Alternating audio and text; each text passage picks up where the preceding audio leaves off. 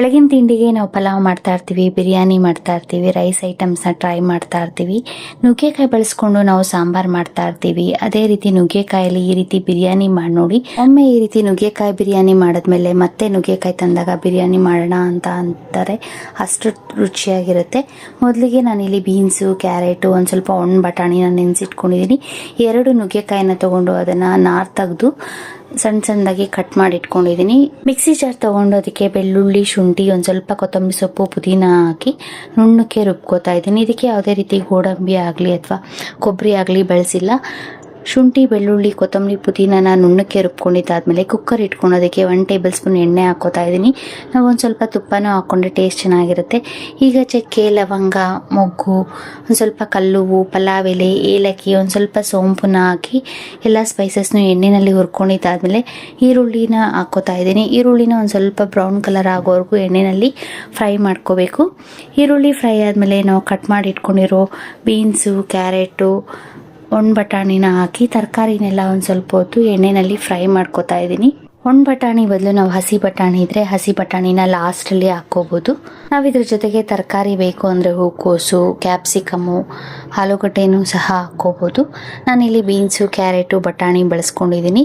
ತರಕಾರಿ ಏನು ಬೇಡ ಅಂದರೆ ನಾವು ಬರೀ ನುಗ್ಗೆಕಾಯಿನ ಹಾಕಿನೂ ಸಹ ಈ ಬಿರಿಯಾನಿನ ಮಾಡ್ಕೋಬೋದು.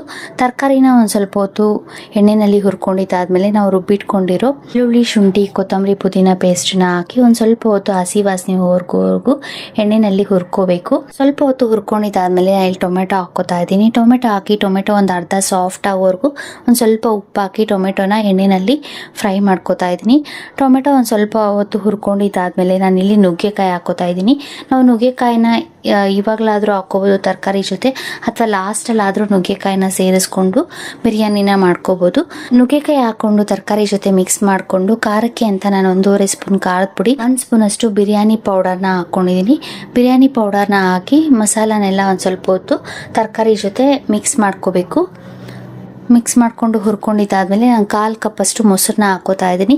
ಮೊಸರನ್ನ ಹಾಕಿ ತರಕಾರಿ ಜೊತೆ ಮಸಾಲೆ ಜೊತೆ ಎಲ್ಲ ಮಿಕ್ಸ್ ಮಾಡಿಕೊಂಡು ಒಂದು ಸ್ವಲ್ಪ ಹೊತ್ತು ಹುರ್ಕೊಂಡಿದ್ದಾದ್ಮೇಲೆ 2 ಲೋಟ ಅಕ್ಕಿನ ನಾನು ಇಲ್ಲಿ ತೊಳೆದು ಒಂದು 5 ರಿಂದ 10 ನಿಮಿಷ ಅಕ್ಕಿನ ನೆನೆಸಿಟ್ಕೊಂಡಿದ್ದೆ. ನಾವು ಇದಕ್ಕೆ ಬಾಸ್ಮತಿ ಅಕ್ಕಿ ಆದರೂ ಬಳಸ್ಬೋದು ಅಥವಾ ನಾರ್ಮಲ್ ಸೋನಾ ಮಸೂರಿ ಅಕ್ಕಿ ಆದರೂ ಹಾಕ್ಕೋಬೋದು. ನಾನಿಲ್ಲಿ 2 ಲೋಟ ಅಕ್ಕಿಗೆ 4 ಲೋಟ ಅಷ್ಟು ಬಿಸಿ ನೀರನ್ನು ಕಾಯಿಸಿಟ್ಕೊಂಡಿದ್ದೀನಿ. ಅಕ್ಕಿನ ಹಾಕಿ ರುಚಿಗೆ ತಕ್ಕಷ್ಟು ಉಪ್ಪನ್ನ ಹಾಕಿ ಒಂದು ಸ್ವಲ್ಪ ಕಸೂರಿ ಮೆಥಿನ ಹಾಕ್ಕೋತಾ ಇದ್ದೀನಿ. ಕಸೂರಿ ಮೆಥಿನ ನೀರನ್ನು ಹಾಕ್ಕೊಂಡಿದ್ದಾದ್ಮೇಲೆ ಲಾಸ್ಟಲ್ಲಾದರೂ ಹಾಕ್ಕೋಬೋದು. ನಾನು ಈಗಲೇ ಕಸೂರಿ ಮೆಥಿ ಪೌಡರ್ನ ಹಾಕ್ಕೊಂಡು ಮಿಕ್ಸ್ ಮಾಡ್ಕೋತಾ ಇದ್ದೀನಿ. ಅಕ್ಕಿನ ತರಕಾರಿ ಮಸಾಲೆ ಜೊತೆ ಎಲ್ಲ ಮಿಕ್ಸ್ ಮಾಡಿಕೊಂಡು 2 ಲೋಟ ಅಕ್ಕಿಗೆ 4 ಲೋಟ ಅಷ್ಟು ನೀರು ಸೇರಿಸ್ಕೊಂಡು, ನಾನು ಇಲ್ಲಿ ಬಿಸಿ ನೀರು ಹಾಕಿರೋದ್ರಿಂದ ಬೇಗನೆ ರೈಸ್ ಆಗಿಬಿಡತ್ತೆ.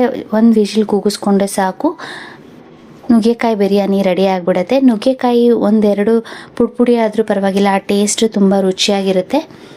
ನಾನು 1 ವಿಷಿಲ್ ಕೂಗಿಸ್ಕೊಂಡಾದ್ಮೇಲೆ ನುಗ್ಗೆಕಾಯಿ ಬಿರಿಯಾನಿ ರೆಡಿಯಾಗಿದೆ. ನಾವು ಲಾಸ್ಟಲ್ಲಿ ಬೇಕು ಅಂದರೆ ಒಂದು ಸ್ವಲ್ಪ ತುಪ್ಪ ಮತ್ತು ನಿಂಬೆಹಣ್ಣಿನ ರಸನ ಸೇರಿಸ್ಕೊಂಡು ರೈಸನ್ನು ಮಿಕ್ಸ್ ಮಾಡಿಕೊಂಡು ಇದನ್ನು ಮೊಸರು ಬಜ್ಜಿಯ ಜೊತೆ ಆದರೂ ತಿನ್ಬೋದು. ಹಾಗೇನೂ ಸಹ ನಾವು ನುಗ್ಗೆಕಾಯಿ ಬಿರಿಯಾನಿನ ತಿನ್ಬೋದು. ಈ ರೆಸಿಪಿ ನಿಮ್ಗೆ ಇಷ್ಟ ಆದರೆ ಲೈಕ್ ಮಾಡಿ, ಶೇರ್ ಮಾಡಿ, ಸಬ್ಸ್ಕ್ರೈಬ್ ಮಾಡಿ. Thank you. ರುಚಿಕರವಾದ ನುಗ್ಗೆಕಾಯಿ ಬಿರಿಯಾನಿ ರೆಡಿಯಾಗಿದೆ.